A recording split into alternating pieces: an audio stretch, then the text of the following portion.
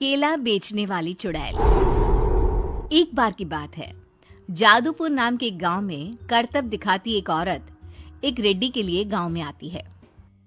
आइए आइए मेहरबान कदरदान, खाइए रोहड़ा के ताजे ताजे केले। कभी खाए नहीं होंगे ऐसे केले। पीले पीले केले खाइए।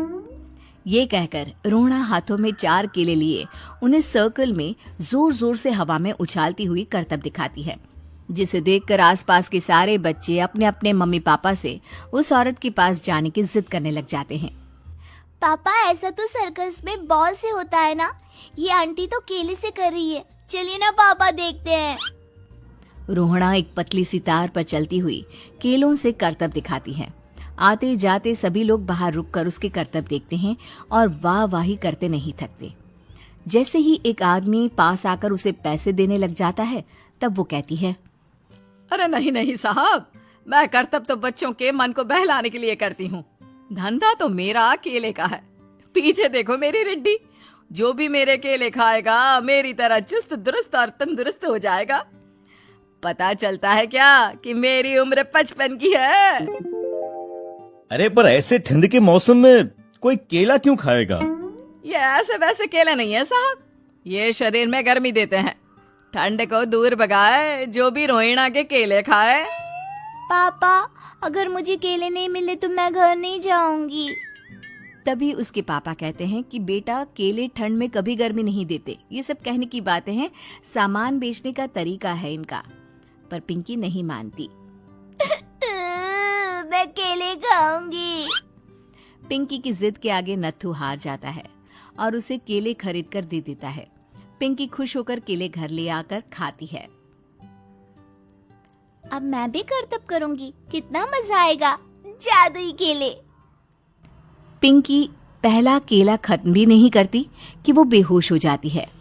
दूसरे केले से एक काला धुआं आता है और रोहड़ा चुड़ैल बनकर बाहर निकल आती है। मेरे भूतिया केले बच्चे न खाए, ऐसा हो ही नहीं सकता। जादूपुर वालों, कब तक बचोगे? आ गई हूँ मैं रोहड़ा, जिसका कोई नहीं कर सकता सामना। रोहड़ा पिंकी को गोद में उठाकर काले धुएं में कहीं गायब हो जाती है।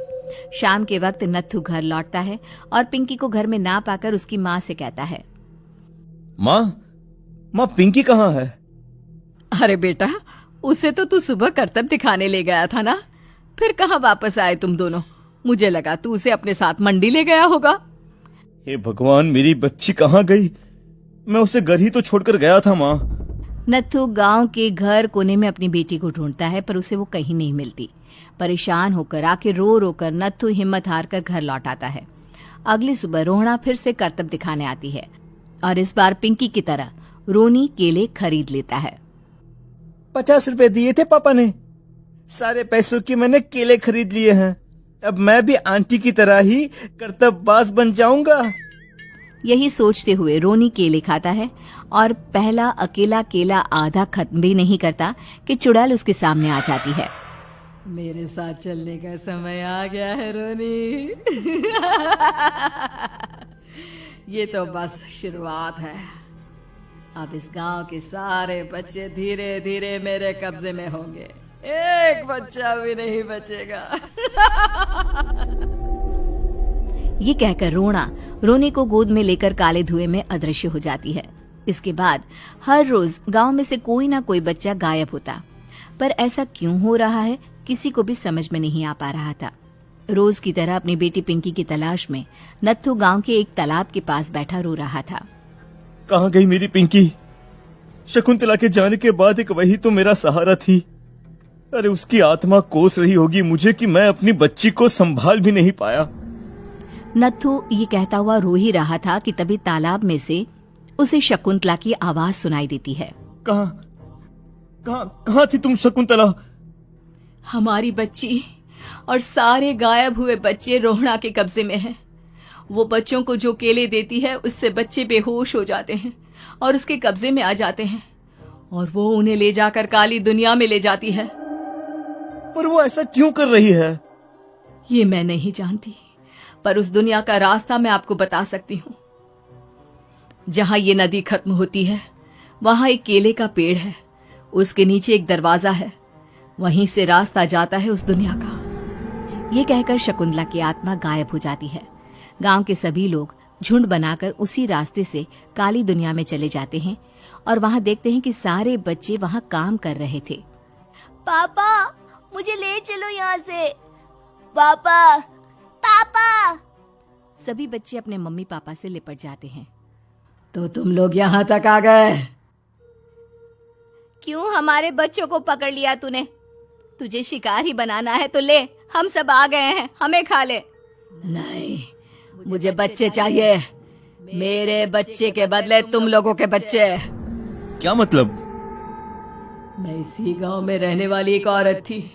केले की चोरी के इल्जाम में मेरे बेटे को गांव वालों ने इतना मारा कि वो मर गया। उसी दिन मैंने ठान लिया कि गांव वालों का भी वही हाल करूंगी। कुछ दिन बाद बेटे के चले जाने के दुख में मैं भी मर गई और मेरी भटकती आत्मा एक चुड़ैल बन गई। और फिर मैंने बदला लिया तुम सबके बच्चे छीनकर। बर्दाश्त नहीं कर पाए ना, सोचो मुझ पर क्या बीती होगी। हमें माफ कर दो रोना, पता नहीं ये किसकी गलती थी पर हम सभी माफी मांगते हैं। हमारी खुशियां लौटा दो, तुम भी तो एक माँ हो। गांव वालों की बात सुनकर रोना का मन पिघल जाता है और वो बच्चों को छोड़ देती है। उसके बाद काली दुनिया बच्चों के लिए जादुई दुनिया बन जाती है।